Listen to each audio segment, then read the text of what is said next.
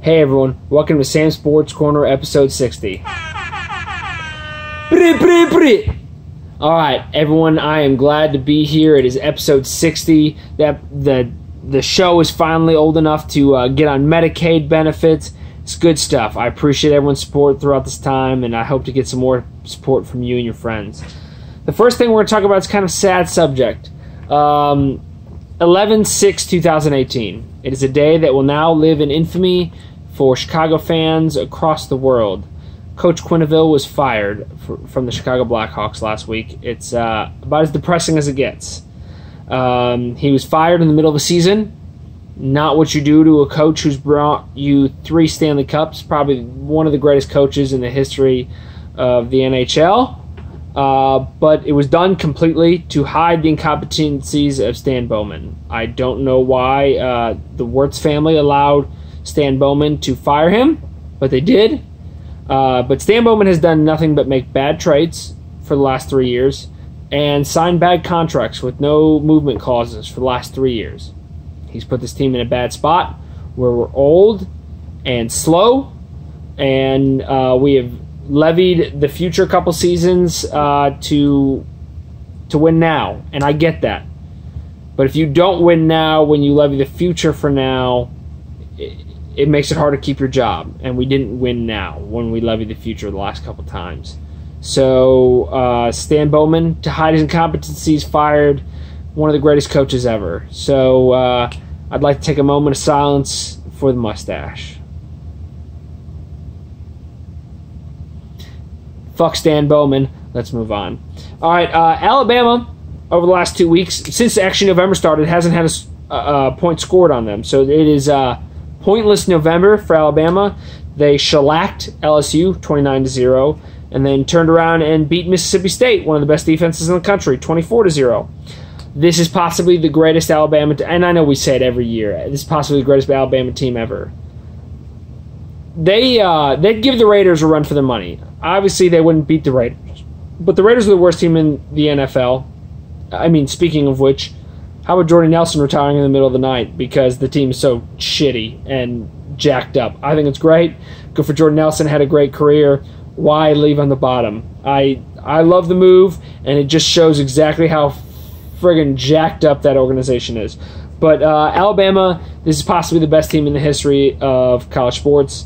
So obviously we all hate them as college football fans. But I want to dive into this for a second.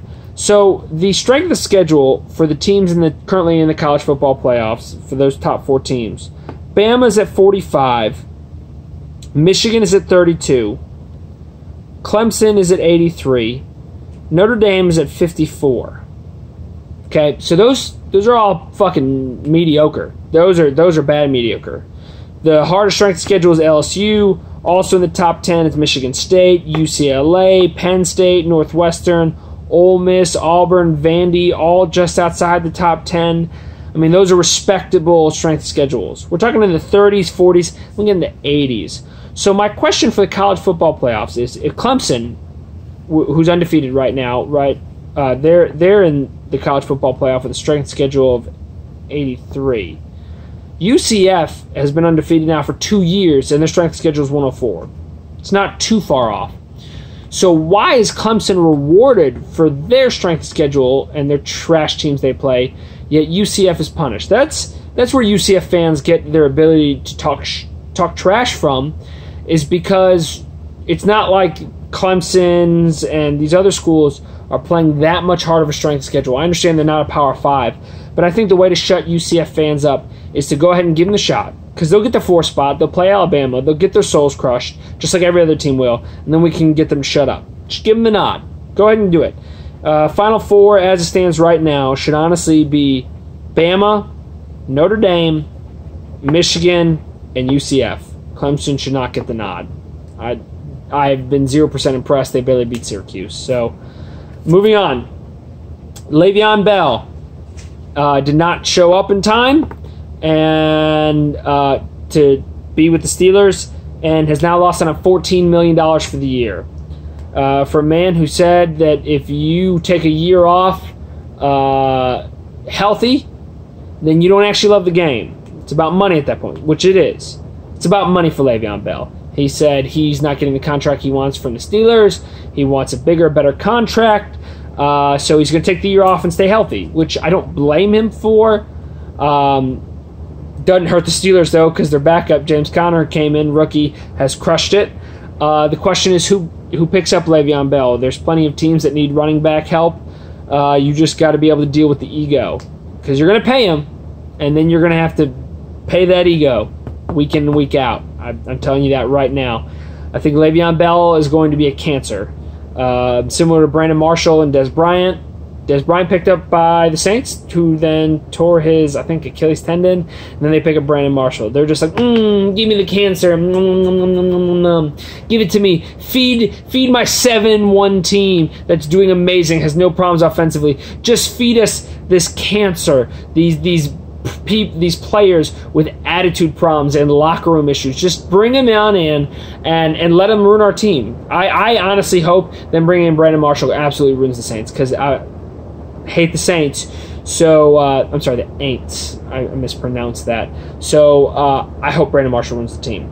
Last thing we got is an Idiot of the Week. The Idiot of the Week is Zach Smith, former assistant coach for Ohio State under Coach Urban. He was the one who smacked around his wife and got fired for it. He's the Idiot of the Week because he took to Twitter this week and started calling out Coach Tom Herman, coach of University of Texas. Starts talking about, oh, well, we got my dirty laundry out here. Well, what about Tom Herman? He's been cheating on his wife for years. We used to go to strip clubs, blah, blah, blah.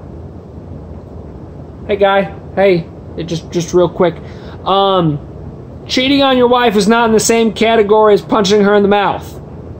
I didn't think we had to say it, 2018, but I guess we do. So, absolutely no. Zach Smith is the Idiot of the Week because he thinks people are going to care, that people will take pity on him because the guy who snitched on him is also a scumbag. Most people in America are scumbags.